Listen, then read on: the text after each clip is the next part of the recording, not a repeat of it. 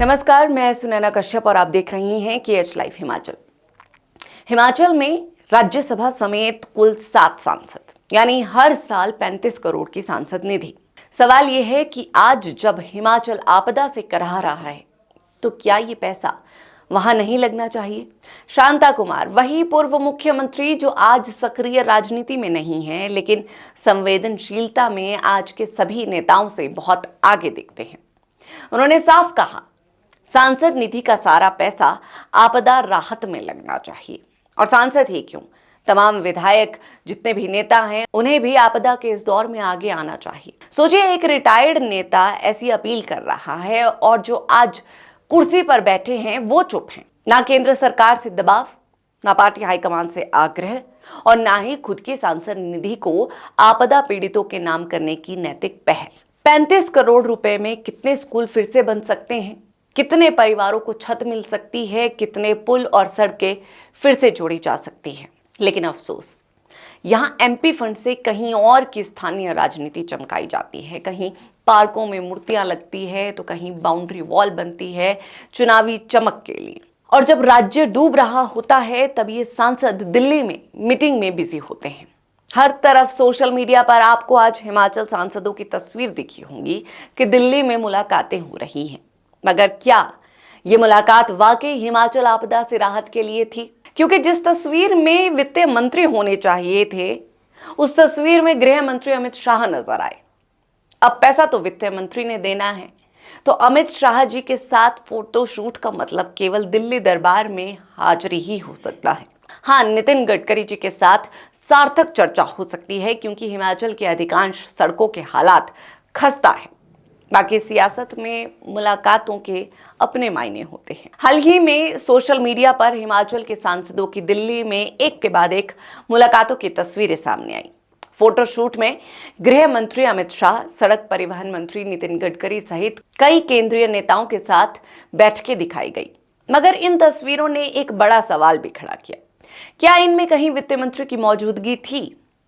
क्योंकि अगर राज्य को आपदा राहत के लिए अतिरिक्त संसाधन चाहिए तो वो वित्त मंत्रालय से ही आएगा, गृह मंत्रालय से नहीं। फिर सवाल उठता है, क्या ये मुलाकातें वाकई राहत कार्यों के लिए थी या फिर सिर्फ दिल्ली दरबार में औपचारिक उपस्थिति दर्ज करवाने की कवायद? चलिए, ये सियासत की बात है। वापस लौटते हैं सांसद निधि पर। हिमाचल प्रदेश के कुल 7 सांसदों की सांसद निधि, यानी राज्यसभा सहित हर सांसद को 5 करोड़ वार्षिक, यानी 30 करोड़। टेक्निकली 30 करोड़ इसलिए माने जाते हैं क्योंकि राज्यसभा सांसद आमतौर पर किसी अन्य राज्य से भी हो सकते हैं, लेकिन यहाँ सभी का हित हिमाचल से जुड़ा है, इसीलिए आंकड़ा 35 करोड़ बनता है।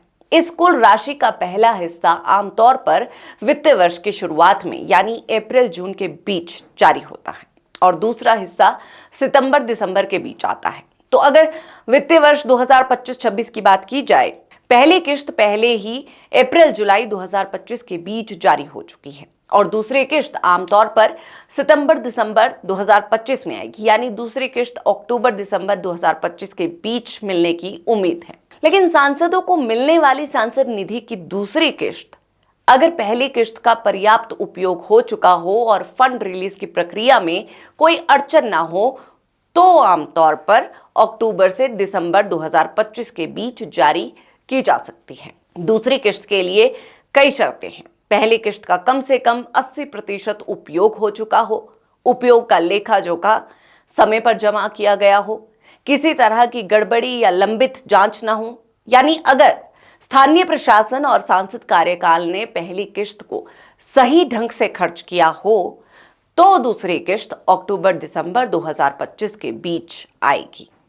यानी ये स्पष्ट है कि अगर स्थानीय सांसदों और उनके प्रशासनिक तंत्र ने ईमानदारी और दक्षता से पहली किश्त का उपयोग किया है, तो दूसरी किश्त की प्राप्ति समय पर हो सकती है और ये आपदा राहत में बेहद निर्णायक भूमिका निभा सकती है।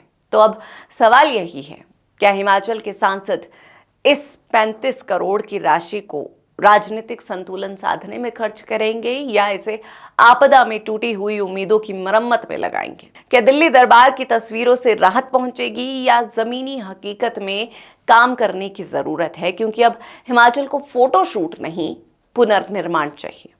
बहरहाल आज की इस चर्चा में इतना ही। इस चर्चा पर आप सभी की क्या राय है, कमेंट सेक्शन में जरूर बताएं।